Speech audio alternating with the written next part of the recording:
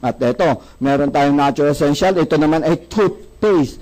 Kaisa-isang toothpaste na merong complete. At anong kaibahan ito?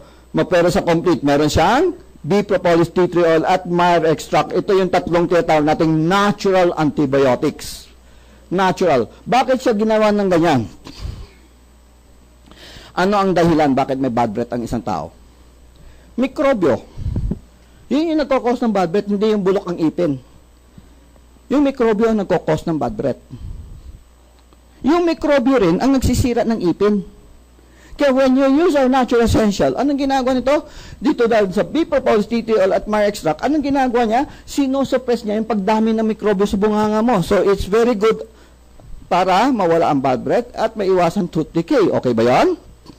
At ito pa, ang hindi nyo alam, 80% of tooth loss is not because of sira ang ipin. 80% na nawawalang ipin ay dahil sa gum problem, gilagid ang problema. Ang ipin natin nakasaksak lang yan sa buto. Ang kumakapit yan is the gums. No? Pansinin nyo, minsan, buo yung ipin, bakit umuuga? Meron ba naka-experience nun? Dahil yung gums ang problema. Nawa nyo? Ngayon, mapera pa doon. Minsan nga sumasakit Sabi mo, punta ka sa dentista, pabunot mo. Sabi mo, wala naman sira, bubunutin.